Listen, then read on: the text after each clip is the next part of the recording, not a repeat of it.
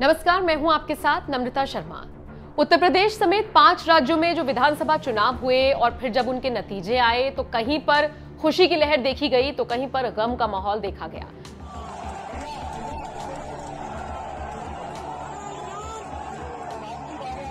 आप समझ ही गए होंगे हम बात बीजेपी और एसपी की कर रही हैं।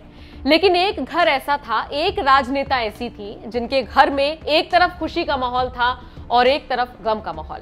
बात कर रही हैं अपर्णा यादव की। समाजवादी पार्टी से बीजेपी में आई हैं और बीजेपी ने 4 राज्यों में प्रचंड जीत हासिल की है। उसका जश्न उनके घर में देखा गया। लेकिन दूसरी तरफ चूंकि अखिलेश यादव हार गए तो वहां पर गम का माहौल देखा जा रहा है। इन सब के बीच अपर्णा यादव से ये पूछा गया कि अखिलेश यादव की हार को वो किस तरह से देखती हैं, तो अपर्णा ने साफ तौर पर कहा कि अखिलेश यादव पर मैं कुछ नहीं कहूंगी। अपनी हार के लिए वो खुद चिंतन करें। मेरे लिए मेरी पार्टी की जीत और उसका काम जरूरी है। मैं कल भी यादव परिवार की बहू थी, आज भी हूं और आगे भी परिवार की बहू रहूंगी, लेकिन राष्ट्रवाद के लिए काम करती रहूंगी। इसके अलावा उनसे पार्टी में उनकी नई भूमिका को लेकर सवाल पूछा गया तो उन्होंने कहा, मेरी भूमिका के लिए पार्टी की इच्छा जरूरी है। जो भूमिका वो तय करेंगे उसे पूरी तरह से मैं पूरी करूंगी। साथ ही उन्होंने ये भी कहा कि मैं गौ सेवा संरक्षण के लिए हमेशा से काम कर रही हूं, आगे भी करती रहूंगी। वैसे आपको बता दें, अपर्णा यादव से कुछ वक्त पहले पूछा गया था कि अखिलेश यादव अगर अपनी सीट से हारते हैं तो क्या वो खुश होंगी या दुखी होंगी।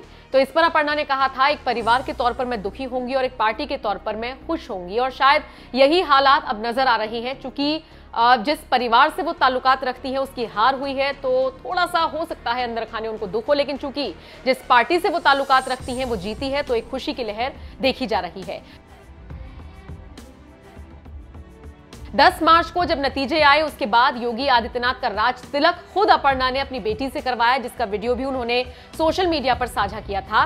और इन सब के बीच अब एक खबर जोरों से मीडिया में आने लगी है और वो खबर ये है कि अब चूंकि बीजेपी की वापसी उत्तर प्रदेश में हो गई है तो ऐसे में योगी कैबिनेट में अपर्णा को जगह मिल सकती है।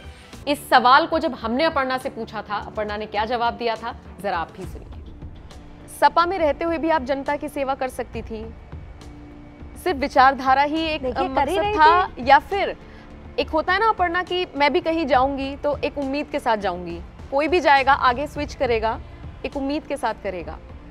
क्या उम्मीद थी? वो उम्मीद टूटी। राष्ट्र से बड़ी उम्मीद हो सकती है किसी भी युवा के लिए। आपके लिए कोई इरादा नहीं था कि मुझे भी किसी सीट से टिकट मिले? पहनने के लिए कपड़ा है, खाने के लिए रोटी है और अपर्णा यादव को सेवा करनी थी।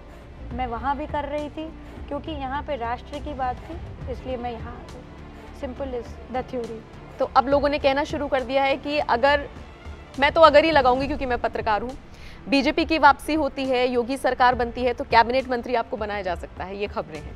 देखिए, अगर आशीर्वाद मिलेगा मेरे शीर्ष नेतृत्व का तो क्यों नहीं जिम्मेदारी उठाएंगे। बाकी सब कुछ मैं शीर्ष नेतृत्व पे छोड़ चुकी हूँ। जैसा वो कहेंगे वो कर रही हूँ। अभी उन्होंने जो जिम्मेदारी जिलों की दी है मुझे प्रचार करने की, प्रसार करने की, वो मैं कर रही हूँ। मैं पूर्ण निष्ठा के साथ अपनी पार्टी के साथ हूँ। जी।